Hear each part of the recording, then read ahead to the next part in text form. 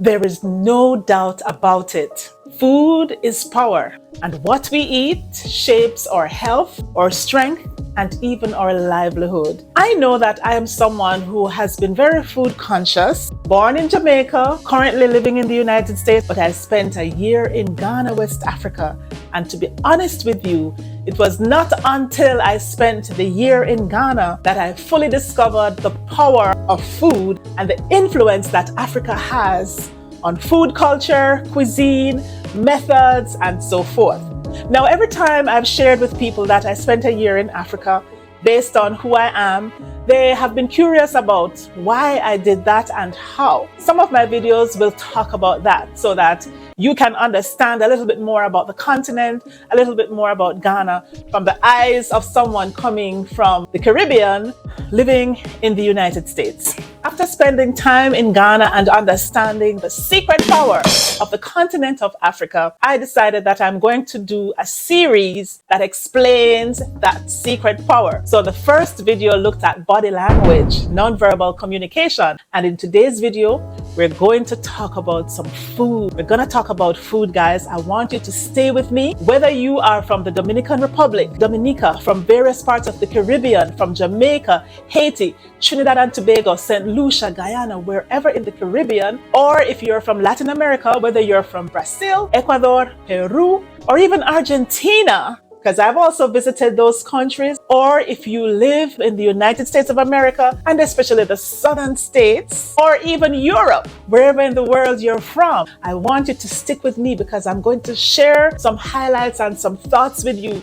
some things that you've probably never considered pertaining to food, the methods of preparation, and what I learned from spending a substantial period of time in West Africa.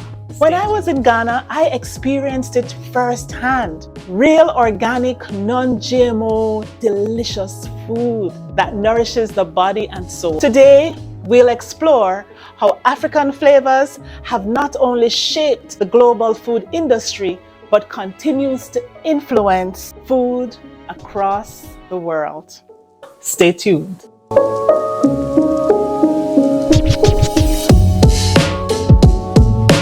Welcome back. Welcome to my channel. Thank you so much for choosing to click on this video. My name is Angie Marie and I love discussing issues relating to culture, things that keep us happy. On this channel, we focus on the things that keep us happy, whether it be relationships, travel, money, spirituality, family, all the things that keep us happy. Culture, I believe, is one of them. All right, so let's get into it. What are some of the things I discovered while spending a year in Ghana? And I'm going to share some clips with you, how we do it in Jamaica, how we do it in the Caribbean, and what I learned. I want to invite you to subscribe to this channel if you've not yet done so. If this is the first time you're visiting, I'm so happy to have you. And if you are a return subscriber, God bless you. Thank you so much for checking out this video again. Your subscribing and connecting and interacting and making comments help YouTube to understand that you want to see more of these types of videos. So I invite you to go ahead and subscribe. We're going to talk about three main things that I discovered. And I'm going to give you a few bonuses at the end, so please stay with me to the end. Three major elements of African cuisine that has influenced global practices. Number one, the ingredients. If you live in a country or if you have ever cooked with okra, yams, ginger, tomatoes, peppers, it's because of that African influence. Yams. I know in some countries they call it other things like yuca. It's a staple in Africa, has passed down to other countries such as countries within the Caribbean, Latin America, in Cuba. For example, peas, beans, black-eyed peas. These items are part of the African tradition that has been passed down to other countries across the world. Gumbo and soul food. A lot of the soul food that we eat in the southern, especially the southern parts of the US, has its origin in Africa, my loves. Number two, the techniques. For some reason, guys, we from the Caribbean, I don't know if it's because in the Caribbean we're islands surrounded by water, maybe that's the reason, but we tend to feel that we are the world, okay? So when you are Jamaican, you live in Jamaica, you do your thing, somehow you tend to think that the entire world is that island, right? We're surrounded by water anyway, and you're not going anywhere. And so I kind of thought that, okay, this is how we do this in Jamaica, until I went to Ghana and spent substantial periods of time there. That's when I realized that no, it didn't originate, it didn't start in Jamaica. It started somewhere else. Techniques such as grilling, barbecuing, jerk. I thought that this was something that was just done by us in Jamaica. Sorry, Jamaica, it did not originate from us, from you guys, okay? So that technique of doing your barbecues, grilling on an open flame, definitely from Africa. Sorry, Haiti, but the practice of blending. Okay, first of all, we start out with soaking. Let's say we're doing sasqua or rice and sasqua for Haiti or rice and peas for Jamaica. We start out by soaking our beans or peas overnight, especially if it tends to be hard and it takes some time to cook. So with sasqua, and let me tell you a little bit real quick about the history of how I got to taste Haitian food and how I fell in love with the food. So most of my friends in the US are Haitians, no doubt. But somehow these friends, and I'm rolling my eyes, my lovelies, my loves, these friends from Haiti ate my food. I made my curry chicken, my oxtail, my rice and peas, shared it with my Haitian friends, but from Connecticut and New York and so forth. But somehow, maybe it's my fault, but somehow I never tasted their food. Until a couple years ago on another job, one night, a colleague brought me some food, brought it for me, and my colleague, and when I tasted it, I said, oh my gosh, what is this? And he said, it's sasqua. Oh, I wanted the flavor, the taste of that thing did so much for me. There are different times when I wanted some sasqua. Couldn't find the sasqua. So guess what? I went online, found out how it's done, made it myself, and did very well with it. But the thing I want to say about sasqua, sorry, my Haiti loves, but sasqua did not originate from you guys. Sorry to break the news to you. That principle or that technique of soaking those beans, those peas overnight so that it gets softer, so that you use less time to prepare it in cooking on the flame, originates from Africa. All right, and then listen to this. In addition to soaking it overnight, you put everything together, add your stuff, cook it down. Then at some point you take what is cooked and put it in a blender and blend it together so that the flavors come together. Guess where that is coming from? Sorry, Haiti lovelies, sorry, my Haiti loves, but it came from somewhere else. But hey, it's okay, we can share, right? What I've realized is that we're all interconnected anyway. There's no disconnect and division, not because there's water surrounding us and language that it takes, that creates some separation, does not mean that we're not connected. So I found out that technique that we use in Haiti to prepare that sasqua and some other stuff came from Africa. And so we do the same thing in Jamaica, in Trinidad and Tobago, and in other places with some of the meals that we prepare, yeah. The technique, barbecuing, as I said, with the grills, slow cooking of those stews and soups. Slow cooking of the stews and the soups, the things we blend together, the ginger, pepper, tomato. I remember making my own pickles, and this is a Haitian favorite, but we do the same thing in Jamaica. We may call it something else. We do it in Ghana. We call it something else. But guys, this just shows how interconnected we are. And if we're so connected, why not unite? Why not? Number 3, the flavors and spices. Now, I think that's one of the things that happens when you move from, let's say, the Caribbean, where you're accustomed to certain flavors. You want your garlic, your onion, your thyme. I realized that thyme is something that we use a lot in Jamaica. This is our thyme, right? We put it in a lot of our food or meat, and the thyme makes a difference with the flavor. that is also coming from Africa, because our food has to pass certain tests. And let me tell you this. Sometimes people ask me, they say, Angie, can you tell me what's the recipe? Let's say, for instance, when I make my Jamaican black cake or rum cake or Christmas cake or whatever cake you call it, and they taste it, they're like, oh my gosh, this is so good. What's your recipe? Listen, it's hard for me to give a specific recipe because over time, I kind of do my own thing to make it how I like it. And what we do in the Caribbean, the food we prepare needs to look a particular way, smell a particular way, feel a particular way, taste a particular way. So all the senses are involved. Hearing does not come into play there. 4 of our 5 senses. It must look, feel, smell, and taste a certain way to meet the standard. And so let's say I'm making the batter for my cake, and before I put that cake in the oven, I tip a little bit of it on here, and I'm like, nah, something is missing. It might be a little more vanilla, or a little more rum, or wine, or cinnamon, or something to add. And listen, guys, this is a tradition that's coming from the motherland, Africa. And guess what? If I had not spent some time in Africa, I probably wouldn't know. So I'm sharing this knowledge with you so that we could come together, so that we could build an understanding to increase our knowledge and understanding, and also so we could come together. Something interesting that I've been learning is just how much we are alike globally, regardless of our race or skin tone, skin color, all right? Country of birth, country of origin, because guess what? It's a world that God created that He had intended to be interconnected. And so this whole, even the word Creole, do you know the meaning of Creole? It's a mix of more than one, right? Here is something I found out recently on my job.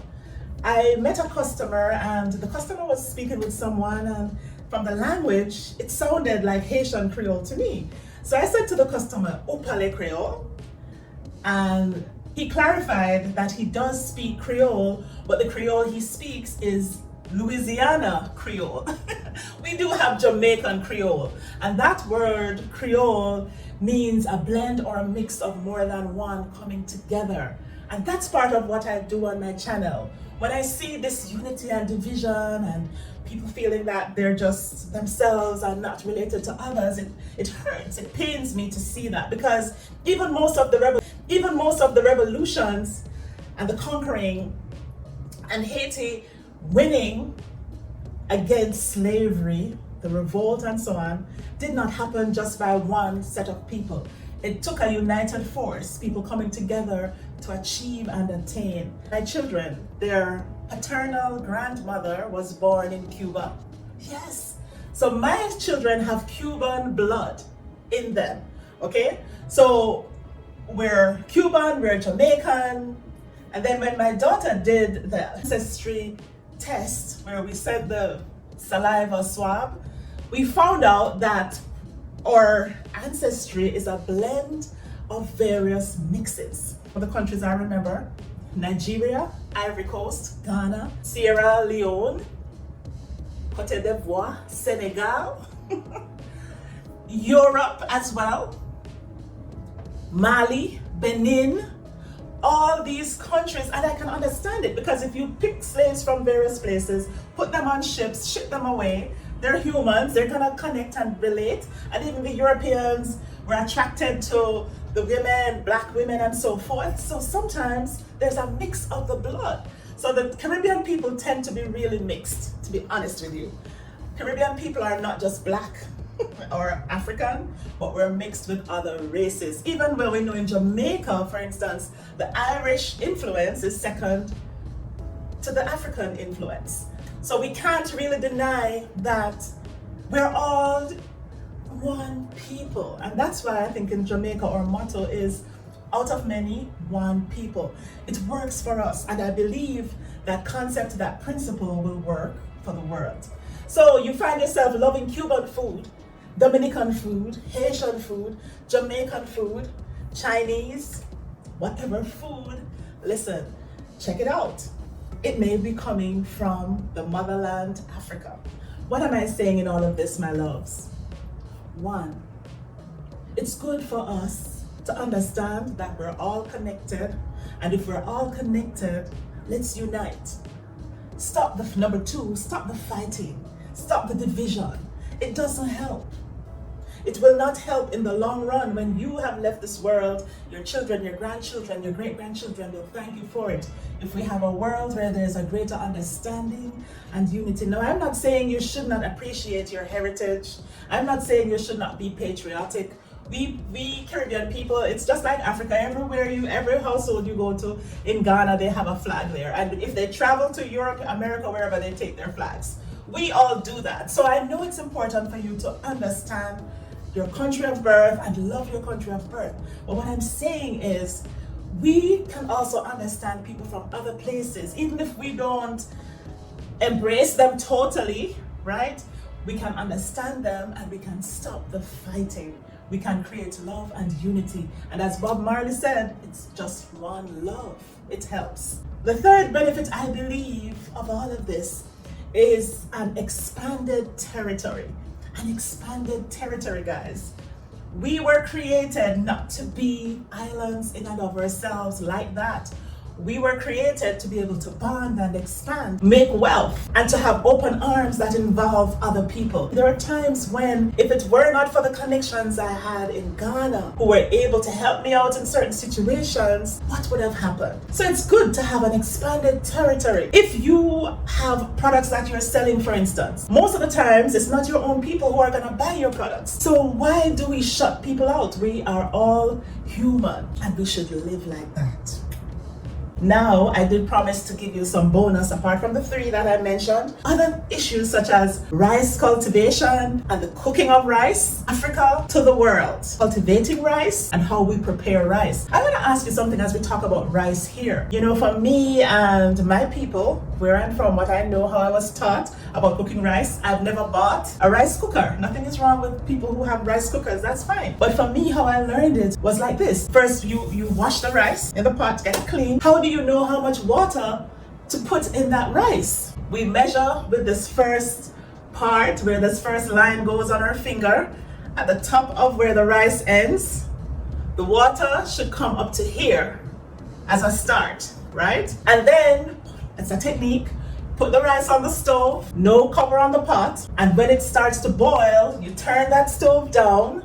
All right, turn the stove down and cover it and allow it to simmer. The rice comes out perfect. Now, there are two other things that happen that I want to share here too in terms of technique. If, for instance, you find that the rice you test it before it ends and you find that it's harder than you want, then you can add a little more water, cover it and allow it to cook some more. Or if it's getting soggy and not as shelly as you want, you remove the pot cover so that the water evaporates. So these are techniques that we learn, and I believe it's a standard practice among our people. These are techniques that come from somewhere else. Another bonus is fusion and Creole practices, how we fuse things together. I mentioned blending before, but there are lots of practices that we do. Let's say even when you prepare a particular meal, you know, you had fried chicken or something and you have some leftovers, guess what? Or even dumplings, you have some leftovers the next day. There are creative things you could do with that, right? You could cut that dumpling, that boiled dumpling, and fry it. And the leftover chicken, you could chop it up and make it into a stew. These are creative ideas that evolve from elsewhere. And we from the Caribbean think, oh, it came from us. I mean, to be honest, to be reasonable, some of it came from us too, because you may have learned some things. There's some things in my baking that I add my own style, all right? And even when I go to Ghana and I taste their food, I bring my jerk sauce with me. And I say to myself, oh, I want to add some jerk to this. What's wrong with that? That's the good thing about learning other cultures. You can mix and blend and make it Creole. And make it Creole of a sort. Nothing is wrong with that. The more the merrier. You can eat your cake and have it too, right? And finally, I've noticed just how, in terms of the diaspora, how Africa has preserved many of its traditions. such as fufu, making fufu. And even they did not leave that in Africa. When they migrate and come to the United States or wherever they go, they bring the practices with them, and it's all good. It's healthy stuff that's good for us, help to make us strong, healthy, and well. All right, so that fufu is pounded, or they make it a certain way, and the texture has to be a certain way. And I think even eating that with your hand, there's a technique to doing it, and it needs to be made a certain way. It can't be too hard or too soft. Yeah, but these are all things that we learn, and I believe I have had so much fun learning, and I've had so much fun also sharing some of what I've learned. I trust that you also enjoyed this. Again, I want to thank you for staying with me in this video. If you have not yet subscribed, I invite you to go ahead and subscribe to this channel. I invite you to watch my other videos, guys. I believe it will benefit all of us to watch the videos. I want you to share your thoughts, share your comments. Are there other techniques that you're aware of that you want to share with us here? Because I'm sure I did not cover everything. Just wanted to give you a taste of how Africa has shaped modern cuisine, and I believe it's really good and very interesting. Thank you so much for spending this time with me. This is Angie Marie, and I'll see you soon in the next video. Have a great rest of your day.